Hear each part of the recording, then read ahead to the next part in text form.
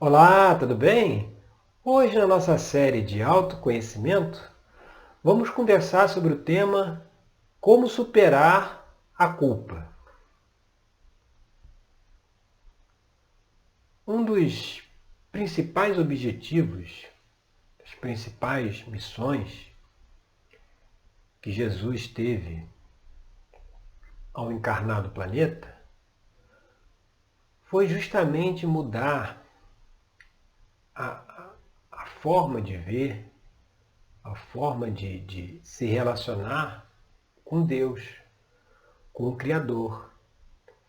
Naquela época, tinha essa imagem de um Deus vingativo que castigava as suas criaturas, os seus filhos, que punia, que deveria se fazer sacrifícios humanos, sacrifícios de animais para aplacar a ira de Deus. Então se vivia num estado de tensão muito grande, porque você imagina, você vive num universo cujo criador é um camarada meio temperamental, que, de acordo com o humor dele, ele pode castigar, ele pode mandar matar, etc. Então, uma das missões, das incumbências que o mestre teve ao vir aqui há 2000 anos, era justamente para mudar essa percepção, mostrar que Deus era amor, mostrar que Deus não está fora, não está lá no céu, olhando cá para baixo. Não, Deus está, na verdade, dentro de nós. É o conceito que, muito difundido no hinduísmo, da centelha divina. Ou seja, nós não é nem que Deus está dentro de nós, né? Nós estamos dentro dele. Né? É aquele exemplo que Deus é o oceano e nós somos as ondas que fazem parte do oceano. Então, não tem essa coisa que ele está fora, justamente porque essa ideia de separação, de que Deus está fora, é o que valida essa questão do castigo. Porque, pensa bem, se ele está fora e ele castiga você, o que acontece com você não quer dizer nada para ele. Agora, e se ele estiver dentro? Como é que pode ter o castigo? É igual se eu quiser castigar a minha mão. Então, se eu pegar aqui e resolver bater a minha mão contra a parede para castigar a minha mão, a única vai ser a minha mão não será o único que irá sofrer. Eu também irei sofrer porque a mão faz parte de mim. Então, nesse conceito da centelha divina, nesse conceito de que Deus está, nós estamos dentro dele, não tem espaço para essa questão de castigo divino, porque se ele nos castiga, se ele nos pega e joga lá no fogo, no inferno, e a gente está lá queimando, ele está sofrendo também, porque nós somos uma parte dele. É por isso que esse conceito sempre foi ignorado, ocultado, etc., porque ele acabaria com um discurso muito forte de dominação, que é esse discurso do castigo divino. Tanto que as pessoas já têm isso tão introjetado na mente que quando tem uma pessoa um marginal, alguém que roubou muito dinheiro, e você vê que, né, sei lá, a casa da pessoa caiu, deu um terremoto e desmoronou a casa, Eu já vi pessoas falando que, tá vendo lá, ó, castigo divino. O cara roubou, né? Agora, ó, a casa do cara caiu. Quando as pessoas olham, se você mentir, se você fizer isso, Deus castiga, hein? Você vê, esse conceito do Deus castiga, ele é muito forte, até nas crianças. A pior coisa que você pode transmitir para elas é essa frase do Papai do Céu castiga, porque isso aí já entra dentro da mente da criança e, como isso também já está dentro do inconsciente coletivo, você só reforça essa informação na mente da criança e com isso ela já leva essa questão de que Deus pode castigar.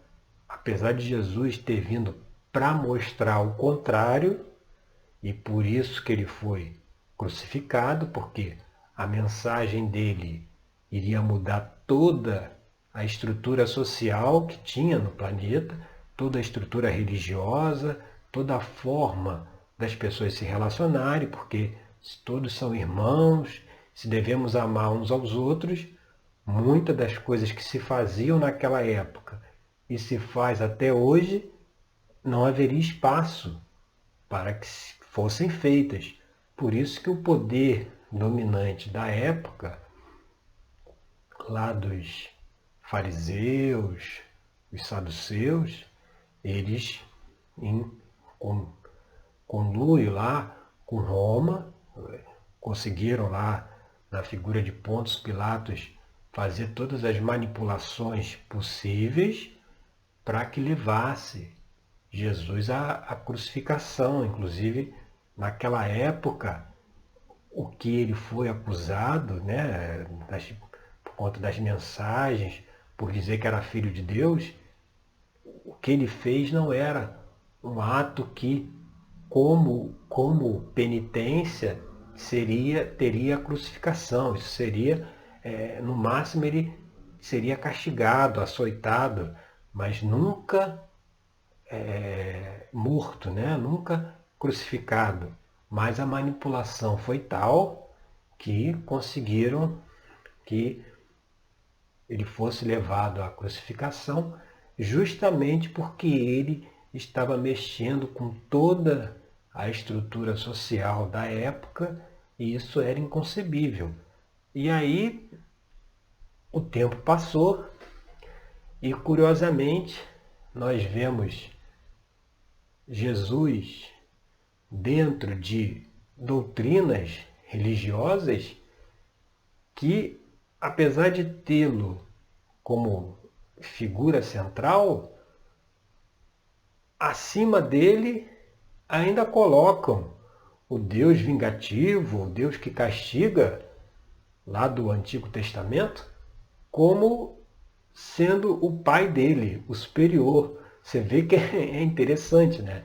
Ele vem para dizer que Deus não é dessa forma, que ele é amor, que é totalmente o contrário, e aí a mensagem não é aceita, mas se cria doutrinas em que ele é colocado como figura central e acima dele é esse camarada que ou joga para o céu ou joga para o inferno, que é justamente quem ele veio dizer que não era. Não sei como é que se consegue juntar isso, né? Juntar dentro de uma mesma doutrina alguém que fala de amor, amar uns aos outros, e o superior dele ainda não quer saber disso e quem decide castigar, castiga. Infelizmente, são formas ainda de controle, de dominação, e que, por que a gente está falando tudo isso nesse tema aqui de hoje, que é como superar a culpa? Porque toda essa forma de toda essa filosofia, essa forma de enxergar o Criador, é que cria as situações de culpa. As pessoas se sentem culpadas pelos seus erros, suas falhas, e acreditam que a justiça, para que ela possa se redimir daquela falha, é o castigo, é o sofrimento. Então, por isso tem casos, inclusive, de automutilação. O que é a automutilação? Você vê, é uma pessoa que tem dentro de si um sentimento de culpa muito grande. E aí a pessoa não quer esperar chegar lá do outro lado para ser mandada para o inferno, né? Então ela já resolve se castigar logo agora. Então o conceito que precisa ser entendido é que justiça não tem nada a ver com castigo. Se nós fizemos algo que não deveríamos fazer, né, algum erro, a forma de reparar isso não é pelo sofrimento. Para haver a justiça, o equilíbrio, é preciso um outro tipo de energia, porque ao fazer ter uma atitude inadequada, que gerou algum problema, algum sofrimento, isso cria uma energia negativa que fica armazenada, que fica dentro do nosso campo de energia, nosso campo eletromagnético. E como é que você vai conseguir tirar, como é que vai conseguir dissolver essa energia? Se for pelo sofrimento, se é culpado, tem que ser castigado, o sofrimento ele vai trazer o quê? Mais energia negativa. Então você não vai ter como eliminar uma energia negativa com outra. Por isso que não é por aí o caminho. O caminho é a pessoa para equilibrar. Se você tem uma energia negativa no campo, como é que se equilibra? Fazendo bem, ajudando as pessoas, né? Tanto a pessoa que tenha sido prejudicada e outras pessoas também. Gente precisando de ajuda não falta.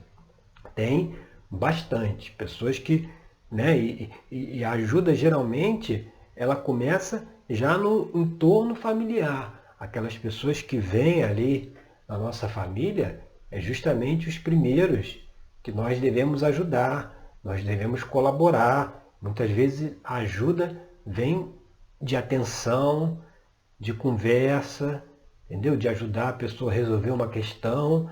A ajuda ela começa dentro da onde nós estamos inseridos, em termos de família. Depois que ajudou ali, tem mais gente aí fora das famílias precisando de ajuda que devem ser ajudadas. Ao se fazer isso, aí sim, aquela culpa, aquela questão do passado, ela vai ser equilibrada, porque se ela gerou uma energia negativa, ao você ajudar, você cria uma energia positiva que vem no seu campo e desmagnetiza tudo. Mas numa sociedade que a filosofia é de individualismo, cada um vendo o seu próprio interesse, como é que você consegue ter, né? Como é que essas pessoas que pensam dessa forma, como é que elas vão conseguir equilibrar o seu campo de energia se dentro do individualismo ninguém está preocupado em ajudar o outro? E se não ajuda, não tem como ter a energia necessária para desmagnetizar toda e qualquer energia negativa que tenha sido agregada por conta de erros do passado. Então, essa é uma questão que precisa ser vista, esse é um conceito que precisa ser renovado, precisa ser transmitido, precisa ser aceito, porque somente pelo bem, somente pelo amor, somente pela ajuda, o auxílio, é que se equilibra o nosso campo, seja lá o que tenhamos feito aí no passado, né? Que justamente tem bloqueio de se lembrar do que fez, justamente porque cada oportunidade aqui, é uma nova chance de fazer o bem, de ajudar e com isso conseguir agregar a energia positiva necessária para, para equilibrar o campo, porque em cada dimensão da realidade existe uma frequência eletromagnética. Os átomos vibram de uma determinada forma. Aqui, nesse plano material, eles vibram dentro de uma frequência. Se você vai para o plano espiritual, você imagina uma pessoa que fez um monte de desatinos. Então, agregou no campo eletromagnético dela muita energia negativa.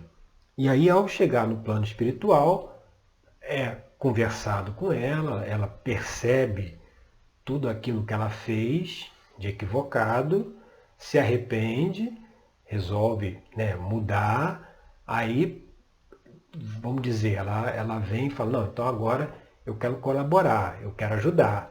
E aí ela começa lá no plano espiritual, começa a ajudar outras pessoas, socorrer, que assim como aqui, lá também tem muita gente precisando de ajuda. Então, teoricamente, ela faria isso, ajudaria as pessoas lá e tal, e essa energia positiva que ela agregou ali já seria suficiente para desmagnetizar no seu próprio campo eletromagnético aquela energia negativa dos atos que ela fez quando estava aqui encarnada. Mas isso não é possível por quê? Porque lá no outro plano é uma outra frequência. Os átomos vibram de uma outra forma. Então vamos dizer, se lá aqui a frequência é 5 e lá a frequência é 10, então a energia negativa agregada aqui na 5, eu não consigo desmagnetizar com a 10, não casa. Eu só consigo desmagnetizar na 5. Então é por isso que as pessoas reencarnam, voltam para cá, fazem o bem aqui, nessa dimensão, por isso que tem o ditado de aqui se faz, aqui se paga, só que isso aí também foi deturpado, porque esse se paga não é o sofrimento, esse se paga é o quê? Fazer o bem. Fez o que não devia? Tudo bem, tem outra chance, vem para cá, faz o bem, ajuda, aí frequência 5 com 5 desmagnetiza, 10 com 5 não encaixa, não consegue fazer isso, porque senão não teria reencarnação. A pessoa, né, chegou lá, entendeu, recuperou e resolveu o problema. Volta justamente porque o ajuste é feito aqui, nessa dimensão onde foi gerado o débito. É aqui que precisa gerar o crédito para poder equilibrar aí a energia. Tem uma outra questão relativa a esse tema da culpa, é aquele teu negócio. Você faz algo que não devia, ou inocentemente fez algo que achava que não ia dar problema nenhum, e deu problema, mas naquela hora ali que você fez, você não sabia que poderia dar um problema, e aí você se sente culpado.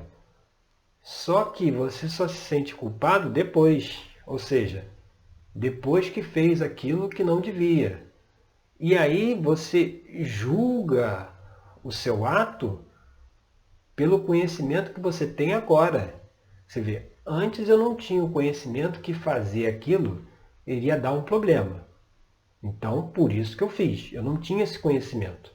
Aí eu fiz, adquiri esse conhecimento e agora, com base nesse conhecimento que eu adquiri, eu quero julgar o meu ato lá de trás. Não tem como fazer isso, porque eu não posso julgar, eu tenho que julgar pelo conhecimento que eu tinha na época, e não pelo que eu tenho agora. Por isso que a culpa é uma coisa muito recorrente, porque as pessoas querem avaliar as suas ações no futuro, já depois que a situação aconteceu, aí, não deveria ter feito aquilo, mas já foi. Naquela época lá você não sabia disso, você não tinha essa informação, você foi lá e fez. Então é por isso que o próprio mestre já disse, não julgueis. Por que falou para não julgar? Justamente por isso, porque não tem como. Por isso que a redenção, vamos dizer assim, é justamente vir aqui e fazer o bem, que aí desmagnetiza tudo. Porque na culpa, você já viu uma pessoa que mergulhada no sentimento de culpa, ela tem condição de sair e ajudar uma outra pessoa? Não tem. Ela está ali dentro de uma energia negativa, até muitas vezes paralisante, que leva à depressão, onde a vida da pessoa para, ela já não faz mais nada, porque naquela energia da culpa ali não tem como agir. E justamente por quê? Porque para ajudar é preciso superar essa culpa de dizer, bom, errei, tudo bem, tudo evolui, tudo cresce, tudo se aprende. Agora, eu faço bem, eu ajudo quem precisa ser ajudado, e aí isso tudo será equilibrado. Mas essa forma de pensar pressupõe, tem que pressupor que o Criador, que o Todo, que Deus é amor, que não castiga. Porque se eu achar que ele castiga, entendeu? Eu vou ficar esperando o castigo. Eu não vou fazer o bem, ajudar, para poder equilibrar o campo. Eu vou ficar aguardando o castigo, porque eu sou um pecador e mereço sofrer. Entendeu? Então, essas questões que são muito baseadas na nossa visão de mundo, né? Quais os conceitos que a gente ouviu quando era criança, Papai do Céu castiga, tudo isso vai moldando a nossa personalidade, a nossa maneira de ver o mundo, e se não for questionado, a gente cai nesse caminho da negatividade. Por isso que lá na terapia tarológica, que é esse trabalho de autoconhecimento que eu conduzo, lá a gente, com auxílio do tarô mitológico, a gente traz as questões particulares da pessoa, de padrões de comportamento, de visão de mundo. As cartas do tarô trazem a mensagem que precisa ser conscientizada justamente para mudar essa visão de mundo e fazer o que precisa ser feito. Nesse caso da culpa, o que tem que ser feito? Fazer o bem, agir, seguir em frente, deixar esse negócio de culpa para lá, que não vai ter ninguém para castigar, até porque se nós estamos dentro do Criador, somos uma parte dele. Se eu prejudico alguém, eu magnetizo uma energia negativa em mim, se tiver alguém para me julgar e para me castigar, esse camarada está agregando uma energia negativa nele também. Porque se ele é o responsável pela execução, por me castigar, ele, que está dentro também do mesmo organismo, ele também está criando um karma para ele. Por isso que não tem esse negócio, porque é injusto. Você vai botar um cara, vai dizer, olha, você é o responsável por castigar aí quem fez o que não devia fazer. Mas se ele tiver isso dentro desse conceito, que está tudo interligado, tudo é uma coisa só, não tem como ele prejudicar uma pessoa, um ato dele prejudicar alguém, e isso ser algo que não vai trazer nenhuma energia negativa lá no campo dele. Isso também vai prejudicar ele, vai gerar um karma. Então por isso que não tem essa coisa, essa figura aí de um executor, tanto que naquela situação lá da prostituta, o mestre falou, quem não tiver pecado, atire a primeira pedra. E aí quem é que atirou? Ninguém. Ninguém. Entendeu? Então, porque quem não tivesse, né? O que significa isso? Quem não tivesse energia negativa no seu campo, de coisa errada que fez, esse mesmo é que não ia tirar a pedra. Porque se ele atira a pedra, ele ia agregar a energia negativa nele. Então, por isso que ele falou, quem não tiver, atira a primeira pedra. Que se tivesse alguém ali que não tivesse pecado, ele também não atiraria a primeira pedra, porque ele ia magnetizar nele.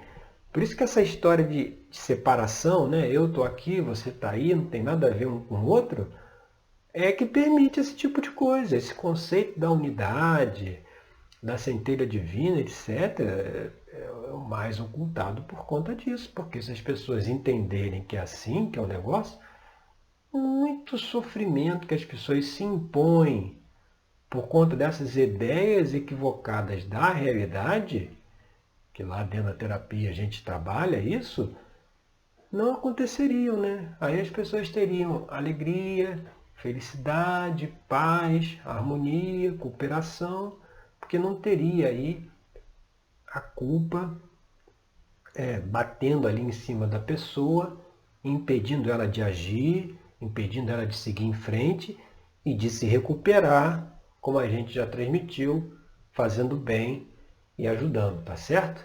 Então essa é a reflexão de hoje da nossa série. Se você quiser saber em primeira mão aí quando que tem um novo vídeo aqui, seja da série de autoconhecimento, seja lá das reflexões dos signos, né, para o mês, você clica aqui embaixo do vídeo no inscreva-se para inscrever aqui no meu canal, clica em seguida ali tem um sino onde tem as notificações, você seleciona ali todas as notificações para toda vez que colocar um novo vídeo aqui com uma nova reflexão, você pode também aí, você tem aí o aviso que está disponível para justamente a gente conseguir, a ideia aqui do trabalho é trazer essas reflexões para que as pessoas comecem a questionar a realidade e comecem a pensar por si só, como a gente falou lá no início. Se muita gente tivesse essa proposta de pensar por si, ela ia ver que não casa você ter o mestre dizendo para amar uns aos outros e acima dele um camarada que não tem esse negócio. A regra não vale para ele e ele vai castigar, entendeu? A regra do perdão, se o mestre fala que é perdoar 70 vezes 7, quem está acima dele não perdoa nada e tem que castigar, porque só castiga quem não perdoa, né? Então, é pensar, sabe? Preciso refletir de onde que veio essas ideias, quem se beneficia disso e começar a ir desmontando esse tipo de coisa, tá certo?